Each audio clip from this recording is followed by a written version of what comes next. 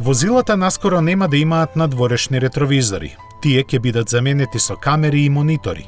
Идејата не е нова и досега многу пати се има сретнато кај концептните автомобили, но само како демонстрација на нешто што еден ден во иднина ќе може да се најде во сериските модели. А таа иднина дојде при крајот на 2018-та, кога Lexus ја представи седмата генерација на седанот ES.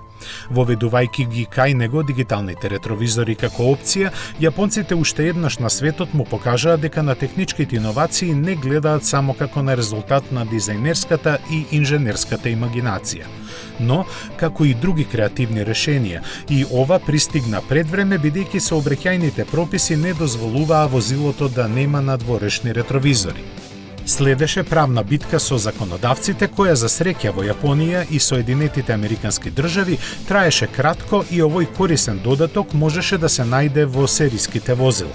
Брзо реагираше и Европа, скоро истовремено кога Ауди го покажа e-tron, кој стана вториот автомобил во историјата опремен со иновативните ретровизори. Предизвикот го прифати и Honda, која одлучи својот мал градски електричен модел да ги има во сериската опрема. Нивното функционирање е едноставно. Место класични ретровизори на предните носачи се монтирани камери кои снимката ја прикажуваат на мали монитори од натрешната страна. Возачот нема потреба од никакво прилагодување, бидејќи погледот наназад му е таму каде и досега бил. Разликата е во тоа што тој може да се менува, односно да се прилагодува според аголот на гледање, осветленоста или пак широчината на погледот што го прикажува. Снимката од камерите, ако е потребно, софтверски се прочистува, а едноставно се решава и заслепувањето од светлата на возилата наназад.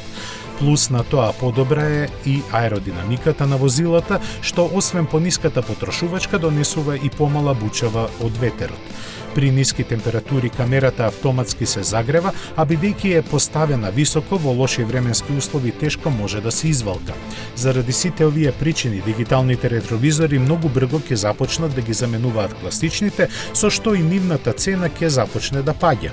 Сега во Германија Lexus за нив наплаќа по 2000 евра, а Audi по 1500.